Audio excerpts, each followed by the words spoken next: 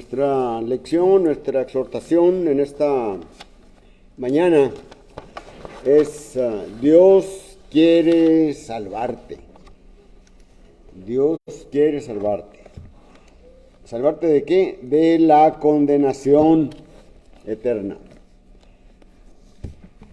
Cuando leemos en el Evangelio de Juan, allí en el capítulo 3 y versículo 16, y leemos, porque de tal manera amó Dios al mundo que ha dado a su Hijo unigénito, para que todo aquel que en Él cree no se pierda, mas tenga vida eterna. Ahí está manifestado el amor de Dios. Ahí está diciendo que todo aquel que en Él cree. ¿Qué significa eso, ese verbo, ese creer? Ese verbo creer significa aceptar a Jesucristo como el Hijo de Dios. Aceptar que Él vino a este mundo y tuvo su ministerio muriendo en la cruz del Calvario para, con ese sacrificio, nosotros poder tener acceso a Dios, poder llegar a Él por medio de Jesucristo, por medio de lo que Él hizo. Y si Él nos va a salvar de la condenación, porque un día Él va a regresar. Él le dijo a sus apóstoles en la última noche que estuvo con ellos, y cuando les dio las últimas instrucciones y estableció el nuevo pacto, del cual hemos recordado hace unos momentos lo que nuestro Señor Jesucristo hizo en la cruz del Calvario, pero Él dijo que se iba a ir y que iba a regresar. Ahí leemos en el capítulo 14 del Evangelio de Juan y versículo 3, y Él dice, y si me fuere y os prepararé el lugar, vendré otra vez y os tomaré a mí mismo, para que donde yo estoy, vosotros también estéis. Así que más claro no puede estar la intención de nuestro Padre Celestial de salvarnos. Él quiere salvarnos. Él quiere salvarnos. Hay que creer en Jesucristo. Hay que obedecerlo. No solamente creer es algo de nuestra razón, sino que aceptarlo creyendo que lo que Él vino a hacer, aceptando su mensaje, aceptando sus mandamientos para poder entrar en el reino que Él estableció. Él dijo que estableceré mi iglesia o edificaré mi iglesia. Allá en Mateo capítulo 16 versículo 18, Él dijo, yo edificaré mi iglesia. Entonces creer en Él es aceptar su divinidad, es aceptar que Él es divino, que Él es el Hijo de Dios. Cuando estuvo en su ministerio, Él preguntó, y estando con los discípulos, con los puros apóstoles solos, Él preguntó a ellos, ¿quién dice la gente que es el Hijo del Hombre? En esos más de 2 años que nuestro Señor Jesucristo estaba en su ministerio, Él quiere saber qué impresión tienen el pueblo que ha oído de Él. Y ellos dicen, bueno, dicen que tú eres Juan el Bautista, alguno de los profetas, Jeremías, Elías, etc.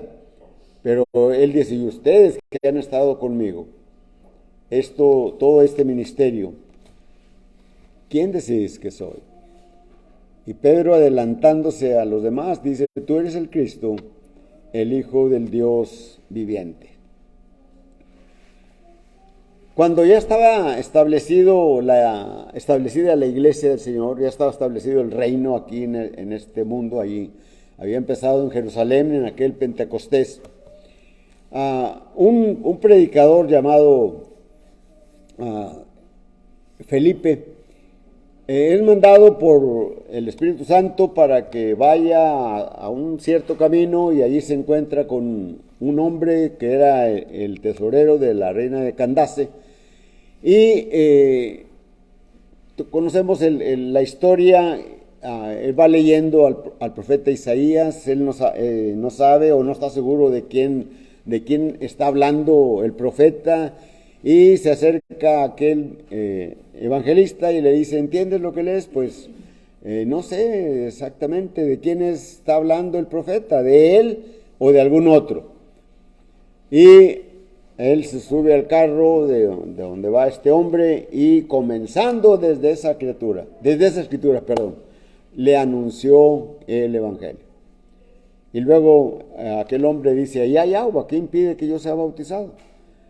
Y el evangelista le preguntó: si crees de todo corazón, bien puedes. Y aquel contestó: creo que Jesucristo es el Hijo de Dios.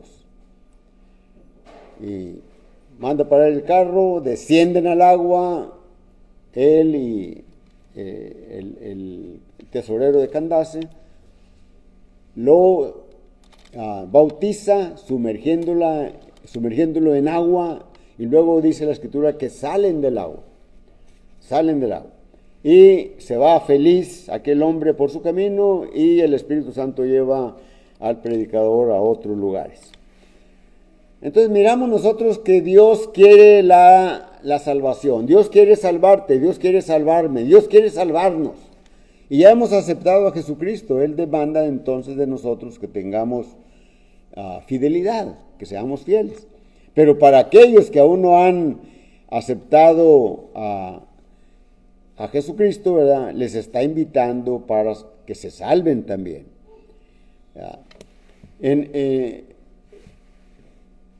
Sabemos que el Antiguo Testamento está escrito para nuestra enseñanza, dice Romanos capítulo 15, versículo 4. Y las cosas que se relatan en el Antiguo Testamento tienen en el Nuevo Testamento una verdad espiritual. Bueno, el pueblo de Dios, que en el Antiguo Testamento es el pueblo de Israel, fue en error cada vez más hasta que Dios les castigó y fueron llevados, primeramente 10 tribus fueron llevadas por los asirios al exilio, y allá los esclavizaron y vivieron por allá. Y quedaron solamente 2 tribus, y más o menos 150 años después Nabucodonosor lleva esas 2 tribus. Y esas 2 tribus pues son la tribu de Judá y la tribu de Benjamín, me parece que es Benjamín. Y estando allá, pues entre todos los que fueron llevados también fue llevado un sacerdote, mucha gente fue llevada. Y este sacerdote se llama Ezequiel. Y Dios utiliza a Ezequiel, como a otros profetas que estaban también en el exilio, para exhortar al pueblo, para que vean su situación, se arrepientan y Dios tenga misericordia de ellos. Y leemos allí en el capítulo 33, versículo 11 de Ezequiel: diles, dice Jehová, vivo yo, dice Jehová el Señor, que no quiero la muerte del impío, sino que se vuelva el impío de su camino. Volveos de vuestros malos caminos. ¿Por qué moriréis, oh casa de Israel? Bueno, esto es la verdad espiritual que podemos encontrar en esto. Es que nosotros estábamos alejados de Dios. La mayoría de los que estamos aquí ya obedecimos el Evangelio, pero estábamos alejados de Dios. Y pues sabíamos algo o habíamos escuchado, o a lo mejor iríamos a alguna reunión de algún grupo religioso, pero estábamos alejados. Y la invitación es, ¿verdad?, que el Señor Jesucristo hace allí en Mateo capítulo 11, versículos 28 29 y 30, ¿verdad? Venid a mí todos los que estéis trabajados y cargados, que yo os haré descansar. ¿Para qué? Para que no muramos. Para que no muramos. Es decir, para que no estemos separados por toda la eternidad de Dios. La vida en este mundo es breve. Aparentemente son muchos años, pero es breve nuestra vida. La eternidad es eso, eternidad.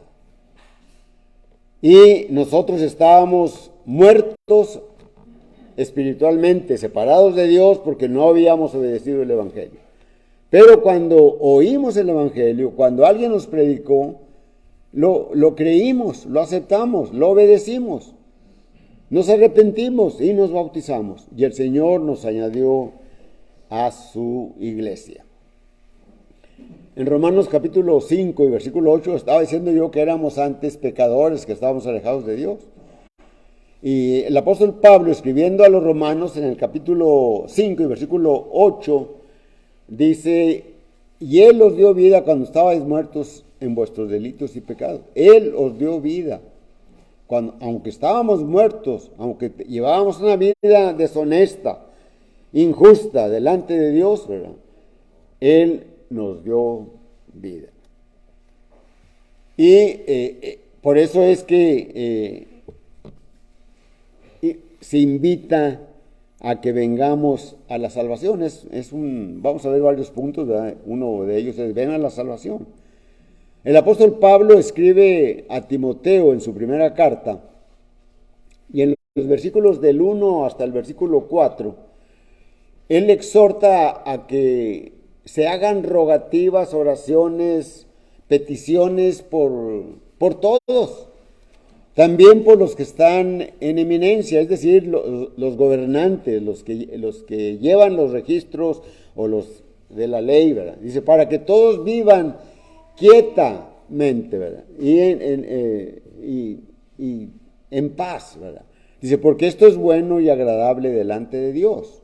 Y en el versículo 4 dice, no queriendo el cual quiere que todos los hombres sean salvos y vengan al conocimiento de la verdad. ¿Cómo podemos venir al conocimiento de la verdad? Cuando atendemos la invitación que se nos hace verbalmente, o por algún panfleto, por alguna campaña, algún amigo que nos invitó a un culto de la iglesia, y fuimos y acudimos y empezamos a oír el Evangelio. Y empezamos a oír la verdad.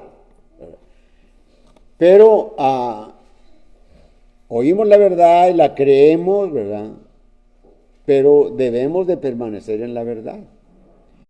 El Señor Jesucristo, en su ministerio, les dice a los judíos, a los que habían creído en Él, por lo que predicaba, por el ejemplo que daba como un hombre delante del pueblo, delante con sus padres, con los sacerdotes, con la ley, con los romanos, ¿verdad? Y Él quiere que también nosotros hagamos eso, ¿verdad?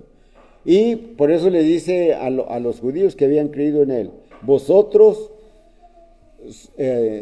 son mis discípulos, serán mis discípulos si permanecen en la palabra que si permanecen en mis mandamientos, ¿verdad?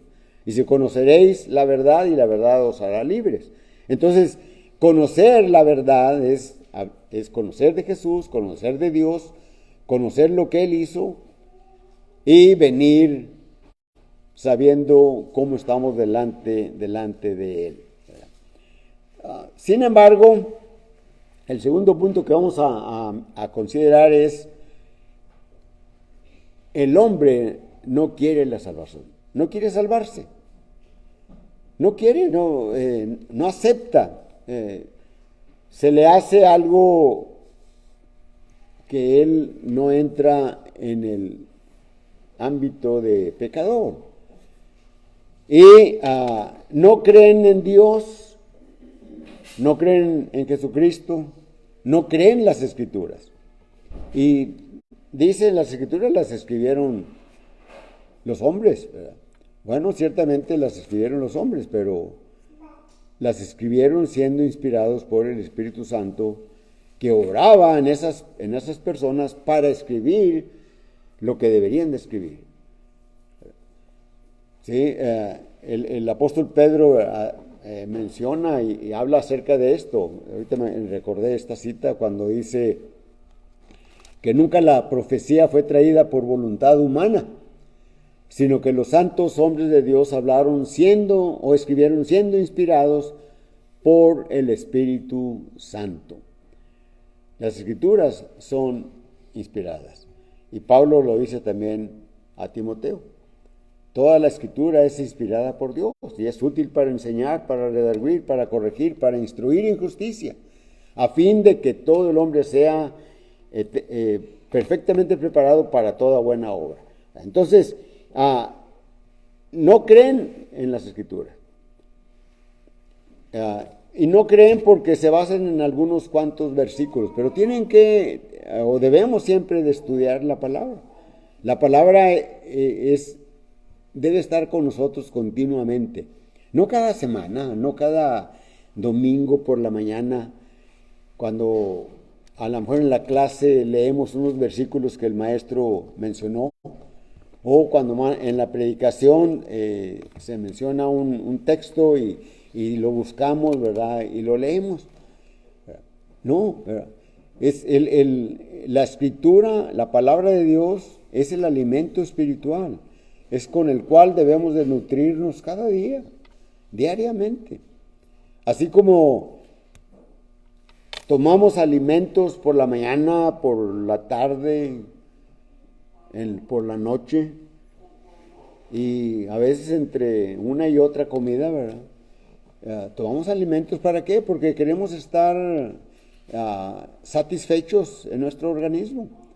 Bueno, necesitamos leer las Escrituras, porque es el alimento que nutre nuestro espíritu, para que nuestra alma sea fuerte, para que cuando el Señor venga, así como lo leímos en Juan capítulo 14, versículo 3, ¿verdad?, seamos llevados por Él, seamos llevados por Él.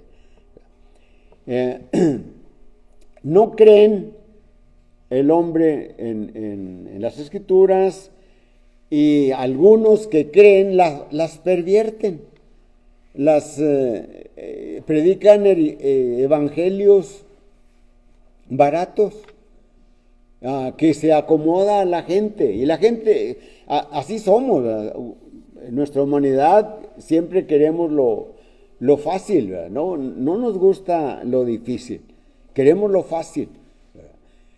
Y si se enseña, acepta a Jesús y eres salvo, es fácil decir acepto a Jesús.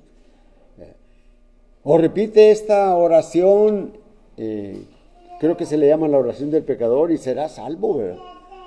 Oh, pues qué fácil, ¿verdad? Pero sin embargo las Escrituras enseñan otro plan de salvación. Y es algo que el hombre necesita ir a las Escrituras para convencerse. Nuestro Señor Jesucristo exhortó en su ministerio, exhortó a los judíos a que escudriñaran las Escrituras. Allí en el Evangelio de Juan capítulo 5 y versículo 39, Él les dice: escudriñad las Escrituras, porque en ellas os parece que tenéis la vida eterna, y ellas son las que dan testimonio de mí. Por supuesto que nuestro Señor Jesucristo, cuando les estaba diciendo esto a los judíos, ¿verdad?, no nada más a los apóstoles, les estaba hablando del Antiguo Testamento. Pero ahora nosotros debemos de escudriñar no solamente el Antiguo Testamento, en el cual encontramos enseñanzas y ejemplos de cómo debemos de de vivir, sino el Nuevo Testamento para cómo permanecer en la salvación.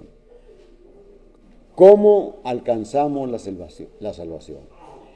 ¿Cómo está organizada la iglesia? ¿Cuál es la doctrina de la iglesia? ¿Cómo adoramos a Dios? Y en las Escrituras encontramos eso, ¿verdad? Sin embargo, el hombre en las religiones, en las miles y miles de religiones que hay, pretenden seguir la Biblia. Sin embargo, no es de acuerdo a la Biblia como adoran al Señor. Si alguien nos preguntara, ¿y ustedes cómo es que son la iglesia del Señor? Recordemos nosotros, la iglesia se originó, se estableció, se edificó en Jerusalén. Pero de allí salieron, porque Dios propició la persecución de la iglesia, y se fueron los cristianos. Y dice la Escritura en Hechos capítulo 8 y versículo 4, que por donde iban los que, huyendo por causa de la persecución, predicaban el Evangelio, ¿verdad? Cuando se predica el Evangelio y cuando personas, familias, lo obedecen, allí se establece la iglesia. Una congregación de la iglesia. Allí se establece la iglesia. Y allí se practica lo que practicaban en Jerusalén, ¿verdad? Lo que dice en Hechos capítulo 2 y versículo 42. Dice, y perseveraban en la doctrina de los apóstoles, en la comunión unos con otros, en el partimiento del pan, en las oraciones. Esto es lo que hemos hecho hoy, en esta mañana, ¿verdad? Así que en cualquier lugar se puede establecer una congregación de la iglesia de Cristo. Ahora, la iglesia no es el edificio, la iglesia somos nosotros. Somos las personas, los que formamos la iglesia. Y se dice, ¿verdad? Y también cometemos aquí el error, ¿verdad? Que voy a la iglesia de la mayoría, yo trato de no decir voy a la iglesia, voy a la reunión de la iglesia. Nos reunimos como iglesia para lo mejor, que es para adorar a Dios, para recordar lo que Jesucristo hizo en la cruz del Calvario, para alimentarnos con la palabra, por la exhortación, por la enseñanza, por la exhortación, para recordar lo que Jesucristo hizo en la cruz, y participamos comiendo el pan y bebiendo la copa, ¿verdad? Con el pan recordamos el cuerpo que murió en lugar nuestro, y con el jugo de la vid que está en la copa recordamos la sangre que Él derramó para redimirnos, para rescatarnos, ¿verdad? Y también en nuestras casas apartamos algo de las bendiciones materiales que Dios nos dio, ¿verdad? Y traemos en lo económico algo de lo mucho que Dios nos da para que el Evangelio se siga predicando, ¿verdad? Entonces la iglesia adora con cantos, con oraciones, con la participación de la palabra de Dios, con la ofrenda y recordando la muerte de nuestro Señor Jesucristo. Cinco están en las Escrituras. Pero en nuestros tiempos, ¿verdad? En los diversos, en los miles y miles de iglesias no hacen esto. Cantan acompañados con instrumentos musicales, participan de la mesa del Señor en diferentes fechas, ofrendan en algunos lugares, les piden el diezmo. La iglesia del Señor no pide el diezmo estaba para el Antiguo Testamento, para el pueblo de Israel, ¿verdad? Porque el diezmo era de los levitas, y los levitas no tenían posesión, no heredaron posesión en la tierra prometida.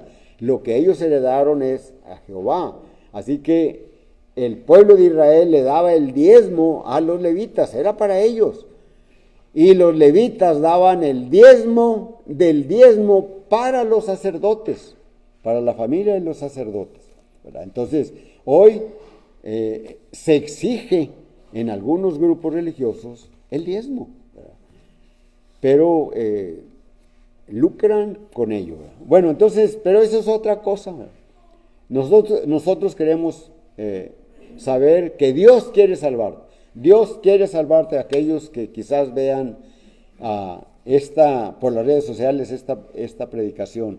Dios quiere salvarte. Dios quiere salvarte. Entonces,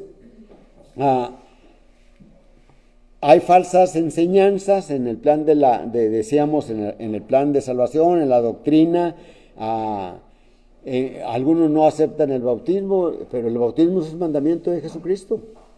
No es de los apóstoles, no es de ningún hombre, es de Jesucristo. Él dijo, el que creyere y fuere bautizado será salvo, el que no creyere será condenado. Y el bautismo es en agua, es en mucha agua. El bautismo, la palabra bautismo significa sepultura, sepultar. La persona que se bautiza es sumergida en el agua. En el nombre del Padre, del Hijo y del Espíritu Santo. Y sale de aquella agua y recibe el perdón de pecados y el don del Espíritu Santo. Es revestida de Cristo. El bautismo pone a la persona en Cristo. Por eso las bendiciones están en la iglesia. Y el cuerpo de Cristo es la iglesia, Efesios capítulo 1, versículos 22 y 23. Así que miremos esas cosas, miren estas cosas. Debemos de ser siempre como los cristianos de Berea. Hechos capítulo 17 y versículo 11, leemos cómo describen a aquellos de Berea. Dice, y estos, hablando, eran más nobles que los que estaban en Tesalónica, pues recibieron la palabra con toda solicitud. Y luego dice, escudriñando las escrituras cada día a ver si estas cosas eran así. La responsabilidad de ustedes que escuchan es, ¿esto que está hablando Hugo está en las escrituras? Eso que dijo de que el Señor va a venir por tres.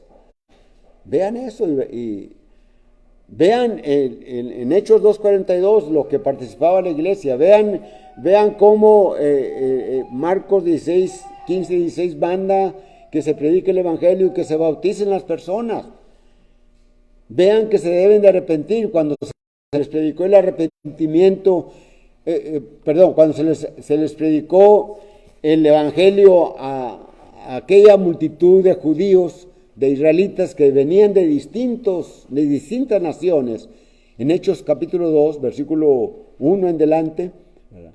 Cuando ellos oyeron la predicación, preguntaron, porque se dieron cuenta, creyeron que habían dado muerte a Jesús y creyeron que Él era el Hijo de Dios. Al arrepentir, Hechos capítulo 2, versículo 38, arrepentíos y bautícese cada uno de vosotros en el nombre de Jesús y recibiréis el perdón de pecados y el don del Espíritu Santo.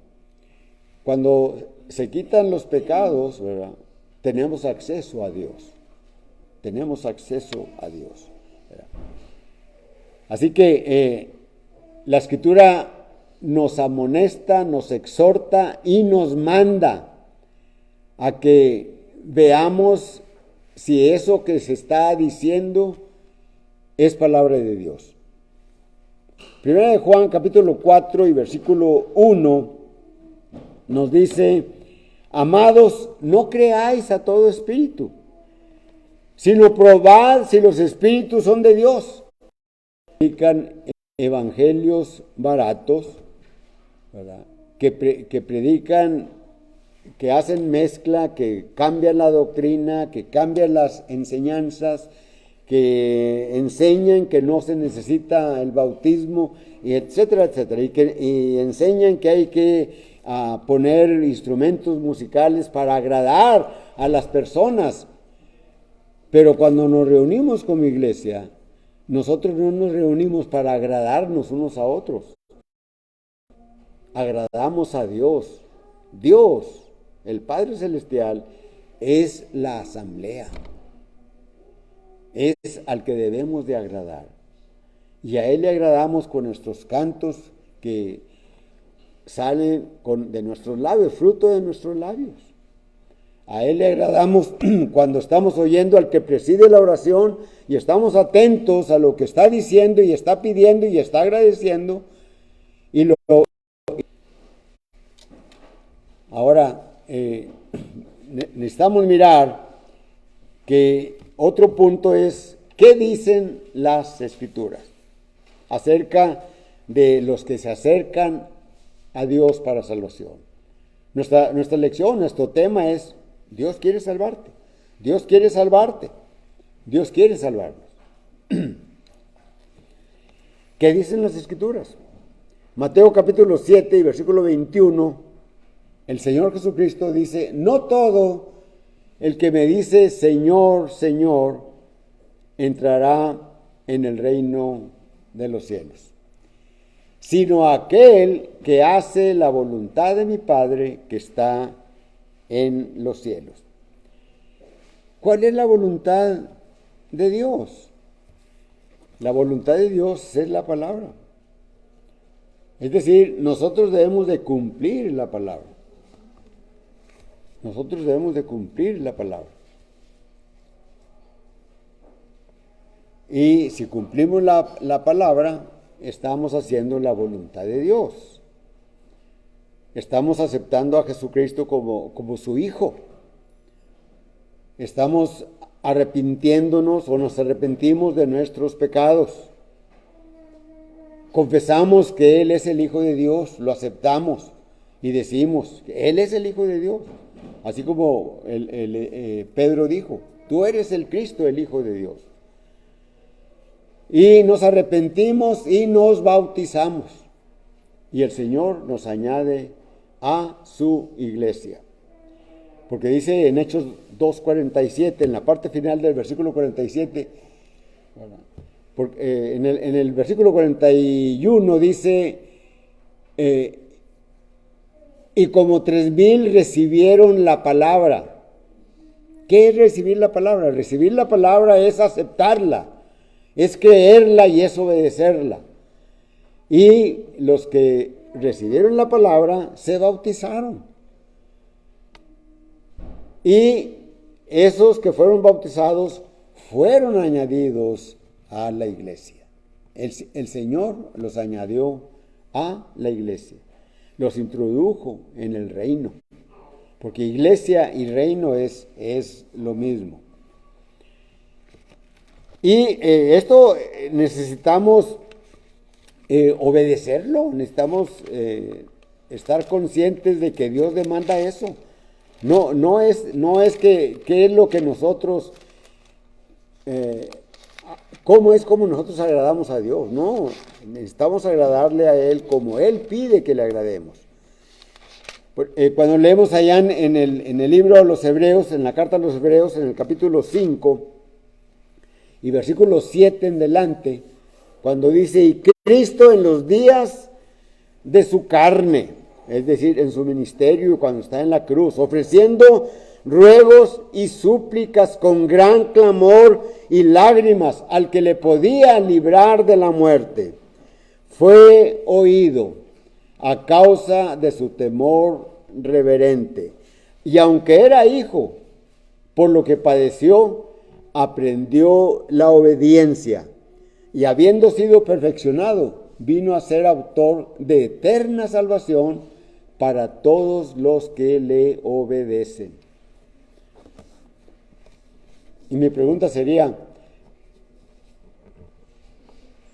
para todos estos religiosos que lo hacen con seguridad y con buena conciencia, ¿verdad? Y aceptando lo que los maestros, sus pastores, como ellos les llaman, les enseñan, lo hacen de buena conciencia y de buena fe y lo creen y deberían de mirar esto, ¿verdad? Lo que está diciendo en el versículo 8 de Hebreos, y por lo que dice el versículo 8, y aunque era hijo, por lo que padeció, aprendió la obediencia. Entonces, se debe de ser obediente. ¿Obediente a qué? A lo que Jesucristo mandó, a lo que Jesucristo dice. Entonces, Cristo es el único medio de salvación. Hay un grupo religioso, ¿verdad?, que tiene muchos personajes religiosos antiguos, ¿verdad?, que ellos dicen que interceden por ellos, ¿verdad? Incluso hasta María, la madre de Jesús, ¿verdad? Pero ella fue una mujer noble, escogida por Dios para esa gran tarea de que por medio de ella viniese el Mesías. Por eso cuando José, ¿verdad?, vio a María encinta y la quería dejar secretamente para no perjudicarla, es decir, para que no fuera acusada de adúltera y fuera muerta lapidada, un ángel apareció a José y le dice, no temas de recibir a María. Ella tendrá un hijo y llamará su nombre Jesús, porque él salvará a su pueblo de sus pecados. Y eso es a lo que vino nuestro Señor Jesucristo. Él vino a salvar nuestras vidas, para quitar nuestros pecados. Allá en 1 Timoteo capítulo 1 y versículo 15, palabra fiel y digna de ser recibida por todos, que Cristo Jesús vino al mundo para salvar a los pecadores. Cristo nos salvó, pero debemos de permanecer en la salvación. En Hechos capítulo 4 y versículo 12, Pedro, respondiendo a la pregunta de las autoridades, después de que les predica, y les dice, y no hay otro nombre bajo el cielo dado a los hombres en que podamos ser salvos. Hechos capítulo 4 y versículo 12. Así que, ¿por qué obedecer? ¿Por qué obedecer al Señor? Porque Dios quiere salvarte. Y bueno, Dios me quiere salvar, pero ¿por qué obedecerlo? Porque mañana, ¿por qué obedecerlo hoy? Porque mañana no existe. No hay mañana para nosotros. El día es hoy. Santiago capítulo 4 versículo 14 dice, hay de aquellos hombres que dicen, iremos a tal ciudad y traficaremos y ganaremos en un año, dentro de un año, y les dice Santiago, necios, cuando no saben lo que será el día de mañana. En Mateo capítulo 24 y versículo 36 y versículo 44 está hablando de la venida del Señor. La venida del Señor será de una manera intempestiva. Así que, ¿estás listo? Dios quiere salvarte. Dios puede salvarte hoy, no mañana, hoy. Hoy es el día de salvación. La invitación es la predicación de la palabra, pero vamos a cantar un himno. Así que Dios quiere salvar.